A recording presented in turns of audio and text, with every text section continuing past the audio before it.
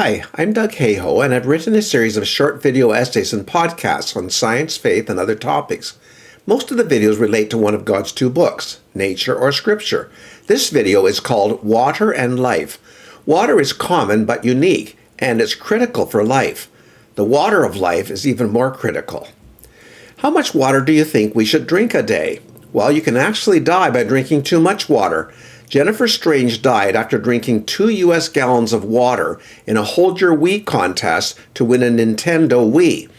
The huge amount of water upset her electrolyte balance, causing her to die.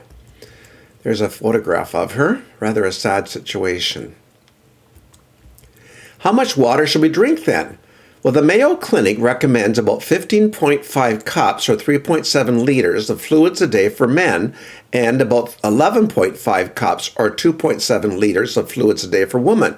Now, this includes water and other drinks and fruit that you consume daily. I probably don't drink that much myself, although I drink several cups of coffee, tea, and juices per day.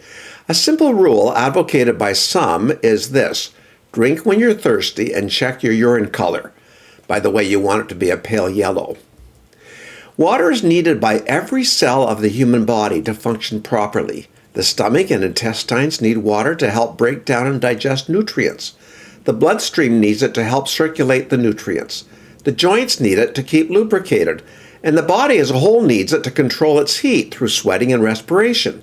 In fact, the human body is composed of 50 to 75% water, depending on age, sex, and body composition. What are water's unique characteristics? In 1913, Lawrence Henderson published a seminal book, The Fitness of the Environment, that emphasized the advantages of carbon and water for life. One reason water is so effective in controlling our body temperature, for example, is that the evaporation of 1 gram of sweat removes from the body as much heat energy as it would take to raise the temperature of that 1 gram by 540 degrees Celsius. Now, no other liquid has a heat of vaporization this high. Water is also a universal solvent, carrying nutrients, oxygen, and waste around the body and the bloodstream. Water has many other unique qualities. It's a shock absorber, protecting the body's organs. It maintains a stable pH level in the body so it won't become too acidic or too basic. It's essential for kidneys, which filter toxins and eliminate waste in urine. And it balances the electrolytes of potassium and sodium, which regulate nerve and muscle function. Without water, the human body couldn't function. Also, water expands when frozen, unlike other liquids. This allows lake ice to rise to the surface so the fish can still live below. Now here's some kitchen chemistry experiments you can do with water in her book, Chemistry for Every Kid. Janice Van Cleef has this list, and I've done many of them with students and with my grandchildren. And they're also on YouTube. You can see YouTube videos by Janice Van Cleef on this.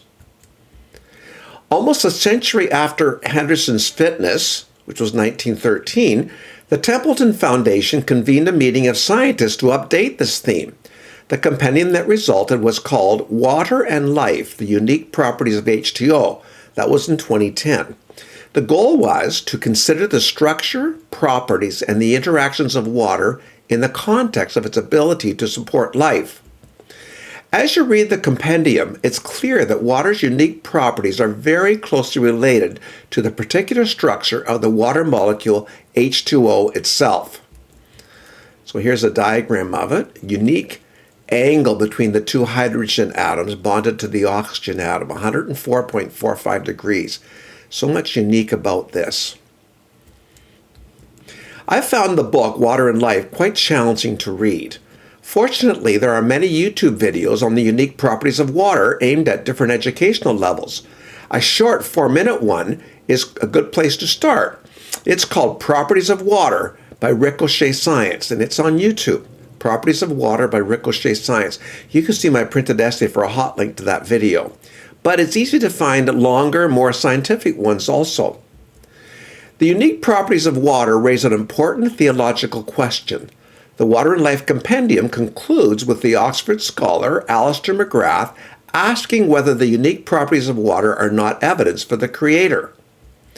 As McGrath puts it, is water a navigable channel from science to God? It's kind of interesting. While water's uniqueness may not be explicit evidence for God, it's obvious that water plays a key role in the unique design of the universe as a whole. Now, where does our water come from? Although Earth may be the watery planet, 97% of Earth's water is salty. Of the remaining 3%, two-thirds of that is locked in glaciers and ice caps. So only 1% of Earth's water is available as fresh water, and most of this is locked up in groundwater, although some is also in watersheds on the surface. Wherever you live, you're on a watershed or in a drainage basin. When a lot of water falls from the sky, it runs to lower ground, and then it finds a creek or a river that takes it farther away into another river or lake, and eventually into the sea. If it doesn't evaporate into the air or sink into the ground first, it eventually finds its way to the oceans. The largest watershed in North America is that of the Mississippi River Valley. So here's a diagram of it. You can see how it takes up most of the United States and even goes up into Canada. An amazing watershed.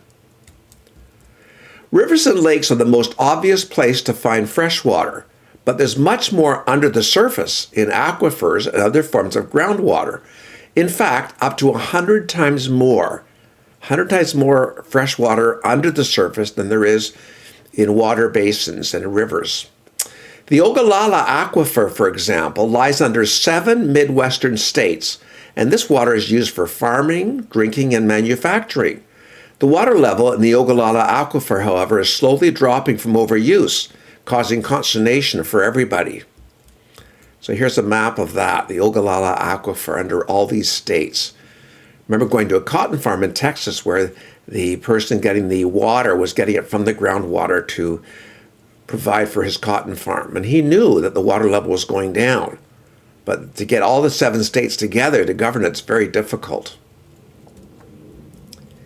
The challenges that global groundwater faces with growing human consumption, not just in North America but all over the world, are included in a detailed Wikipedia article called Groundwater, worth reading if you're really interested in this.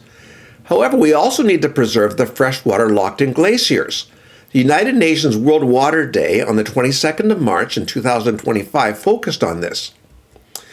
Over a decade ago, I trained teachers on a grade 8 unit on water and sustainability. I soon realized, however, I was a hypocrite, as my house had toilets that used 15 liters of water per flush. So I quickly bought dual low-flush toilets that only used 4 or 6 liters per flush. There's the dual flush toilet. When my father-in-law, who had been careful all his life in handling his funds, very careful, but was also very generous in other ways, when he heard what I did, he said, "It's just water. Lake Ontario, which we live near to, is full of water. It's just water." He couldn't quite understand me doing that.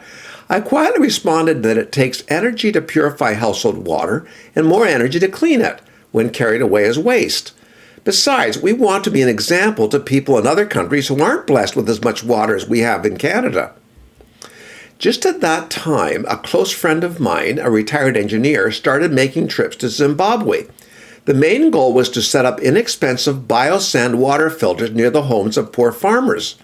As Wikipedia says, the household biosand filter was proposed by Dr. David Manns in the late 1980s at the University of Calgary, Canada. So here's a diagram of it. Very simple water filter that very poor farmers can use. Only have to replace parts of it or look after it, clean it a couple of times a year. I was quite amazed when I learned how effective those inexpensive devices are. There's a 3-minute YouTube video on it, and it's called The Biosand Water Filter, How It Works, Samaritan's Purse, Canada. How the Biosand Water Filter works. The hot link to this video is in my printed essay. About that same time, a new book came out that drew my attention, and it was called Just Water. Remember my father-in-law said it's just water. Well, this book was called Just Water, Theology, Ethics, and Freshwater Crises by Christiana Zenner. Now you're going to find out there's a pun on the word just water. The author not only addresses the global freshwater crises from a scientific and geographical perspective, she also integrates ethics and theology with the topic. Her concern, as you might have guessed from the topic, from the title, Just Water, is that we be fair and just in how we share water with the rest of the world. We want just water. Zenner concludes her book, Just Water, with the unique story of Jesus meeting a woman at a well and asking her to draw water for him. It's in John's Gospel, chapter 4 in the Bible. Zenner uses this to focus on the role that women play in solving the global water crisis. But she also admits that water has both a physical and spiritual aspect. For Jesus said to the woman, after he asked her for water from the well, he said to the woman, if you knew the gift of God and who it is that asked you for a drink, you would have asked him, and he would have given you living water. So there's a painting by Glenda Stevens, The Woman at the Well. She gave me permission to include this. It's really a beautiful painting that she's done. Jesus at the well talking to the woman about the water of life. Now, the woman in John 4 came to the well for physical water, but she needed something else, and Jesus knew that. Living water is so essential to every person that the Bible doesn't end without reminding us in its last chapter, book of Revelation, let the